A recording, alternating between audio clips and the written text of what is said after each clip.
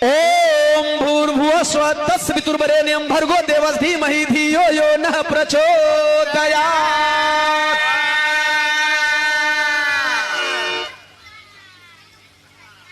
अब जो पढ़ा नहीं है वो 50 रुपया में होम करेगा, और जो पंडित जी पढ़े हैं उनको 5000 चाहिए। पढ़े पंडित को बुला लीजिए, अनपढ़ को मत। ये मैं केवल नहीं कह रहा हूं, सुनिए, ये संत जी कहे, मेरी कोई वाणी नहीं है। एक हरी बात ब्याहे में ओ मंगलम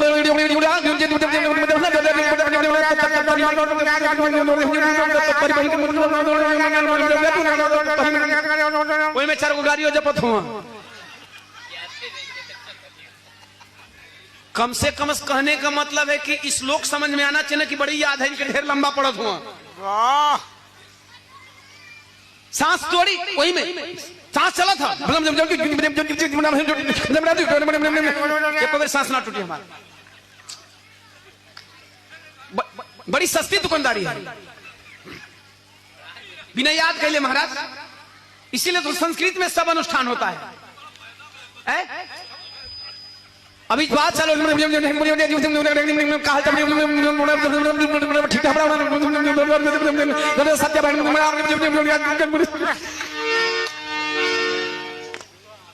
स्वाहा।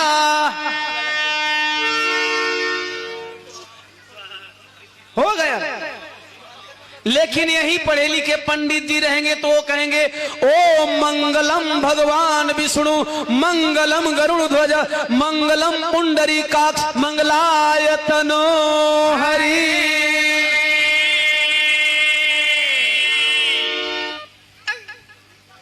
संत जी यही मना किए, रविदास ब्राह्मण मत पूजिए जो होवे गुणहीन। इन्होंने ये नहीं लिखा कि रविदास ब्राह्मण को मत पूजिए, पूजिए। विद्वान हर समाज का पूजनीय होता है। वाह, वो किसी भी समाज का विद्वान है, हर समाज का पूजनीय होता है। आप लोग कभी किसी जाति बिरादर पे बात मत किया करिए, यही मिशन है। विद्वानों का कदर करना मिशन है, गिरे हुए को उठाना मिशन है, समता मूलक समाज बनाना मिशन है। यह हमारे महापुरुषों ने दिखाया और बताया। वाह, जब सरस्वती पूजा की बारी आएगी वहां भी एक मंत्र चालू हो जाता है और उसमें दुकानदारी ढेर हो जाती है, क्योंकि एक मोहल्ले में, अरे एक गांव में 4-5 मोहल्ले में दुकानदारी चलती है। एक गांव में अब तो एकदम गलिया गलिया कुल मूर्ति रखा लगल, ओखरा में लोग पढ़ते हैं। पहला मंत्र एकदम, पहला शब्द एकदम जोर से, या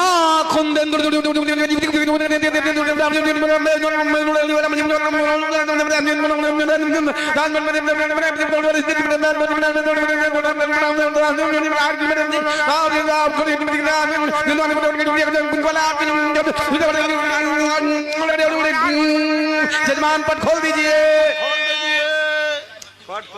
अच्छा पूछिए इतना लंबा मैं क्यों बोला? नहीं, इतना लंबा मैं क्यों बोला? लाइन लंबी है, आपने सही पकड़ा। अगर शॉर्ट में हो जाए, नहीं शॉर्ट में अगर हो जाएगा तो पकड़ लेगा, चोरी भी ना पकड़ा। साला चोरी भी करो सावधानी से, पंडित जी को सीखिए। इसी को पढ़ने वाले पंडित जी रहेंगे, जानकार पढ़े लिखे पंडित जी। भाई मैं पढ़े लिखे पंडितों का, जैसा कि हमारे गुरुजी जिन्होंने संस्कृत में मुझे थोड़ा सा अच्छा बनाया, उनके वजह से 65% में उनका बहुत सम्मान करता हूं। और हमारे क्लास में 2 स्टूडेंटों का बहुत भाव करते थे और मान लीजिए कि प्यार दुलार देते थे। एक हम थे और एक शुक्ला का लड़का था, और हम दोनों को संस्कृत बहुत मन से पढ़ाया, हम दोनों लोग पढ़ते थे। तो उसी टाइम का बहुत सारा श्लोक याद है।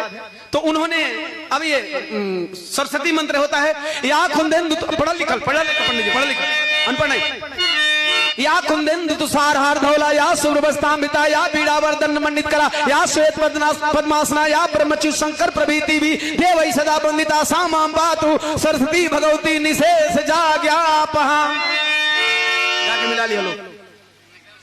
पढ़े लिखे लोग किसी भी जात के हैं, किसी भी बिरादर के हैं, किसी भी समुदाय के हैं, उनका सम्मान करिए। लेकिन इस अनपढ़ अगर विद्वान बन के आ जाए तो रोजी रोटी नहीं, हम रोजी रोटी नहीं मारे हैं। जो लोग मेहनत से पढ़े हैं, जो लोग मेहनत से शास्त्रीय की डिग्री लिए हैं, उनकी दुकानदारी बढ़ाए हैं।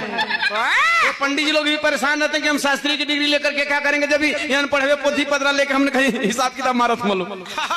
गौर करेंगे, इसलिए संतों की बातों को मानना होगा। तो हरे गुरु रविदास वाली हर घर में दीक्षा देंगे, लेकिन कभी कभी हमें तलवार भी उठानी पड़ेगी जब हम यहां से हार जाएंगे। देखिए, मैंने भी ये गीत लिखा है, मेरी लिखी हुई गीत है, मैं भी तलवार की बात कर रहा हूं। लेकिन तलवार की बात कब करेंगे, जब इन सारे साधनों से हार मान जाएंगे तब करेंगे। तलवार आखिरी रास्ता है, तलवार हथियार आखिरी रास्ता है। अगर लोग नहीं माने तो अरे भगत उधम के, भगत उधम याद है? सबसे पहले अगर विदेश में किसी ने गोली मारा तो वह चमार का बेटा वीर उधम सिंह। 7 समुंदर पार जाकर के हम ऐसे भी हैं, हमारे खून में ऐसी भी रवानी दौड़ती है कि 7 समंदर जाकर के भी अपने दुश्मन को। यहां तो भीमा कोरेगांव लिखते ही हैं भाई, लेकिन 7 समंदर पार जाकर के। इसलिए अगर पानी सर से ऊपर चला जाए तब, जब बाबा साहब का थ्योरी काम ना करे, जब तथागत गौतम बुद्ध का अहिंसा का मार्ग काम न है, जब अपने महापुरुष संत शिरोमणि गुरु रविदास की ये सारी वाणी समाप्त हो जाती है, जब यहां भी हम नहीं सफल होते हैं, तब ये आखिरी रास्ता है। आखिरी क्या करना है? अरे भगत उधम के जैसे जब तक छोड़ेंगे नहीं, कि जब तक जोड़ेंगे नहीं तब तक छोड़ेंगे। गीत की आखिरी कड़ी, अरे ललाई पेरियार वाली सबको सच्चाई देंगे। इतना वही बोलेगा जो सच जानेगा, और इससे ज्यादा फालतू बोलेगा जो आधा सच जानेगा। समझिए, मैं यहां गा के जा रहा हूं, मुझे भरोसा है कि हो सकता है अनपढ़ों के दिल पे एक बार बात लग जाए, लेकिन बाकी किसी भी समाज के लोगों के दिल पे ओम प्रकाश दीवाना की बात नहीं लगेगी। मैंने अभी तक कोई ऐसी लाइन नहीं बोली जिससे किसी भी जाति को गाली दिया जा सके। अरे वाह, चूंकि ये लाउड स्पीकर है, हम मिशन चलाने आए हैं साहब, किसी को गाली देने नहीं आए। गाली देने वाले लोग मन से गाली दे करके तो चले जाते हैं, लेकिन बकरी आपकी जाएगी उनके खेत में ना। हम तो चले जाएंगे गा के, आपकी बकरी खेत में जाने वाली है। आप पॉइंट की बात करिए, कोई भी समाज गाली देने के लिए आपको नहीं बना है। आपको पता है, देश के सबसे सेंसेबल नेताओं में नाम आता है माननीय बहन जी का। वो अपनी हर बात कहती है, लेकिन संवैधानिक दायरे में कहती हैं। ओम प्रकाश दीवाना भी हर बात कहता है, संवैधानिक दायरे में कहता है। वाह, समझिए, इसीलिए ओम प्रकाश दीवाना पे अभी तक कोई धारा लागू नहीं हुआ। मुझे कहना है भाई, हमें अभिव्यक्ति की आजादी मिली, लेकिन अभिव्यक्ति की आजादी का मतलब यह नहीं कि हम किसी सामने वाले को गाली देंगे। गौर करना, सच्चाई को जानना पड़ेगा। कौन सी सच्चाई? अरे ललाई पेरियार वाली सबको सच्चाई देंगे। अरे मानवर मंडल वाली सबको लड़ाई देंगे। मानवर मंडल वाली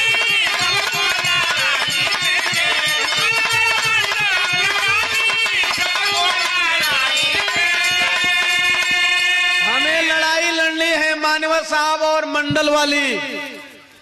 आई बात समझ में? आरक्षणधारियों,